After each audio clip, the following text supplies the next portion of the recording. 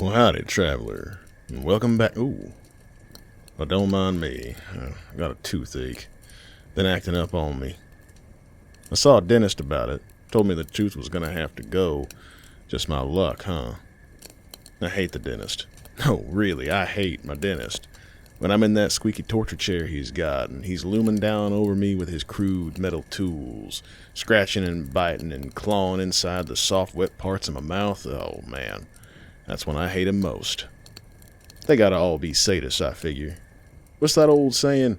Do what you love and you'll never work a day in your life? Well, when my dentist goes to work on me, I swear he looks like he's on vacation 24/7. On the subject of pain and teeth, though, I got a lighthearted story for you, if you're interested.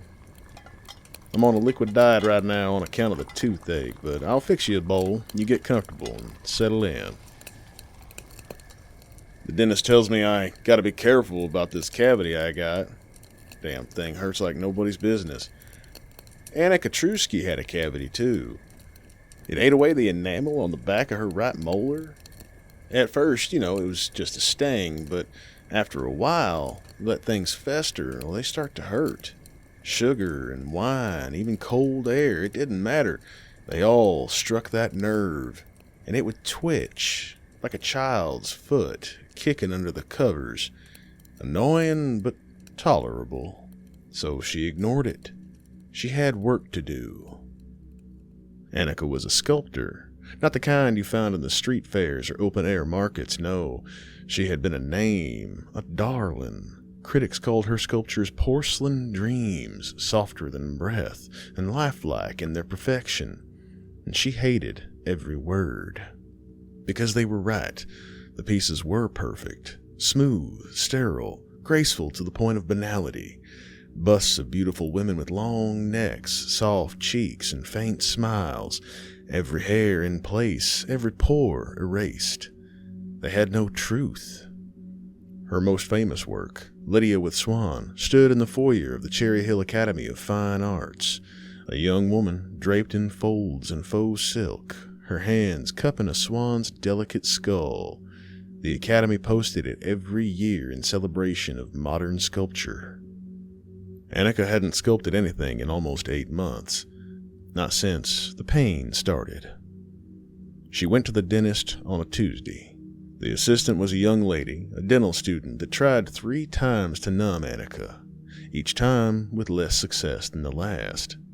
The dentist, an old man with jaundiced whites and smoker's hands, said it sometimes happens with students, said it was the last they had of the numbing applicant, and said she might feel a little pinch. It was not a pinch, and it was not little. It was pure white pain. A needle of agony that shot from her jaw to her spine. She gripped the arms of the chair until they squeaked. Her foot kicked involuntarily, but she did not scream, not once. She stared him down the entire time. He licked his lips as she fought the urge to squirm, and she would swear the corner of his mouth curled a little when she winced. When it was over, the doctor asked if she wanted to keep the tooth that now sat surrounded by little drops of blood. Annika declined, of course, but as she passed the tray where it was, as a little jagged, blackened crescent with chalky ends, she changed her mind and pocketed it without a word. Her studio was filled with ghosts. Not literal ones, of course, but the pale, open-eyed busts of her past work that she hadn't released to the gallery yet. They lined the walls like porcelain corpses, mouths shut and brows serene, dead behind the gaze. She looked at the piece she'd been sculpting, a half-finished woman with downcast eyes and parted lips, the neck arched slightly, as though in prayer. The skin was so smooth she could almost see veins beneath it. And it was beautiful and worthless. Annika felt her jaw throb. The empty socket wept. She thought of the dentist's pliers, the crack, the heat behind her eyes, and then she slammed the sculpture to the floor. It shattered with a sound that was somehow satisfying and infuriating all at once. And then she felt something strange. It felt like exoneration. like she'd somewhat freed herself from that beautiful lie she'd been telling with all her sculptures. She kicked over stands, ripped heads from shoulders, tore clay flesh from bone armatures, and when she was done, she was panting, sweating, and bleeding slightly where a shard had cut her palm. She sat in the rubble, and for the first time in so long, she smiled. The next day, she began sculpting again, not with the same old clay. She mixed new material, something rougher and more organic. She ground her extracted tooth into a powder and mixed it with the base, added salt and a little bit of copper dust, mixed it with her hands and her blood. She sculpted a man this time, older and wrinkled with thinning hair. His jaw was open, not in a scream, but something close to one. His teeth were uneven and jagged, his gums were swollen and exposed, his brow was all tied up and knotted. He looked like someone halfway through saying something awful, but undeniably true. She called him Honesty, and he was hideous and perfect. She made a dozen more that week. Men, women, things, all flawed in their own unique ways. One with a twisted tongue, one with missing limbs, one with eyes so deeply recessed you had to peer inside the skull to see them. Some were cracked intentionally, some drooled from broken mouths. Each one contained something real, something that vibrated beneath the surface. Each was mixed with the powder of her rotten tooth. But as Annika's mouth healed, the pain faded, and with it, the fire in her hands dulled. She tried sculpting without the pain. The piece that came out was clean and balanced and soulless. She nearly vomited. So she went to the bathroom and found a pair of rusty pliers she used to keep for wiring armatures. It was like a little voice in the back of her head that was whispering to her, like the vacant scar on her gums was telling her what to do. It didn't feel like she was the one doing it, like her arm had a long string tied around her wrist, and something other was pulling it. The metal pliers found their way past her lips, clicking over the tops of her 31 good teeth she had left. It took 2 hours to get the first one out, but the rest came easier. After she was done, she stuffed gauze into her cheeks and kept sculpting. She only ate soup, cold and unseasoned. She didn't care. Each piece she made was more grotesque than the last, some with no skin, some with tongues pressed to glass, one with a second mouth grown from the cheek. They whispered to her in the night. She woke up once to find one had moved, just slightly. The split jaw on the side of its face smiled at her, and she smiled back. This was art. Finally.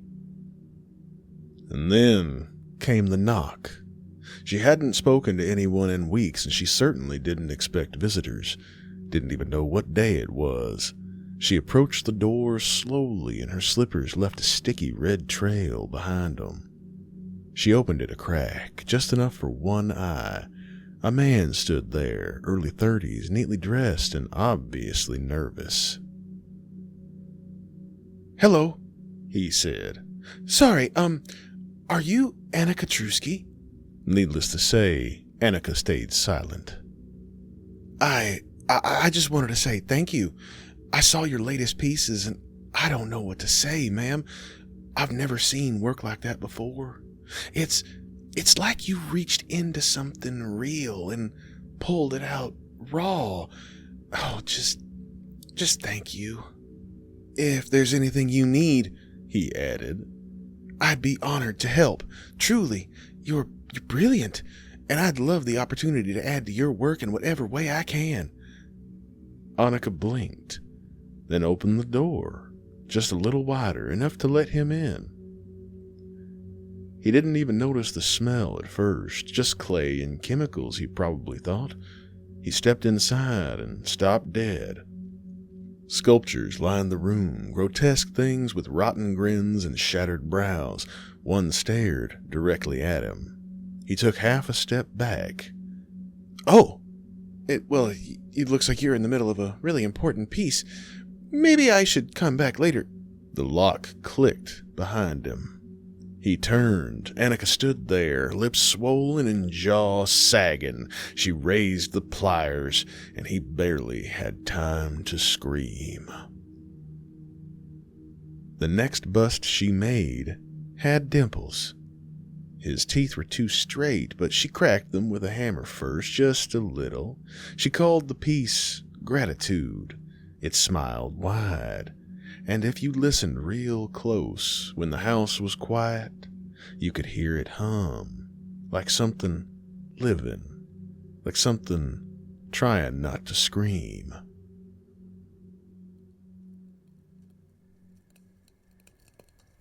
Well, it's not a comforting tale, but not all stories need to be, far as I'm concerned.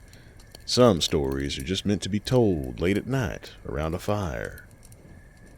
Annika had attempted to burn her public gallery to the ground not long after, but she must have gotten confused because the building she actually burnt down was the dentist's office. The fire spread to the next-door law office of one Toddy Lee Script, attorney at law. Annika was taken into custody by the town sheriff.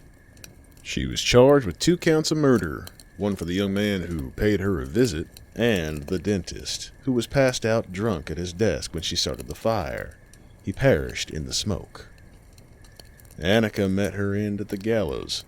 Toddy Lee Script was said to be in attendance, wiping away a tear and muttering something about his favorite painting in his office. Well, that's all I got for tonight, traveler. If you will pardon me, I'd like to go nurse this tooth before I gotta make a trek all the way into town and see a dentist. You folks keep your fires lit, 'cause we ain't alone out here. From Shallow Graves is owned and produced by Smug Rust Studios. Today's episode was written and performed by Red Edwards. You can find these stories on YouTube, Spotify, and Apple Podcasts. If you're a fan and want to support the show, join our Patreon for early access, extended cuts, and behind-the-scenes fragments. Share your own whispers by joining us at R from Shallow Graves on Reddit and from Shallow Graves on Blue Sky. And don't forget to like, follow, and spread the word, whether it's on a feed or around your own campfire. Nothing travels farther than word of mouth. Thanks for listening.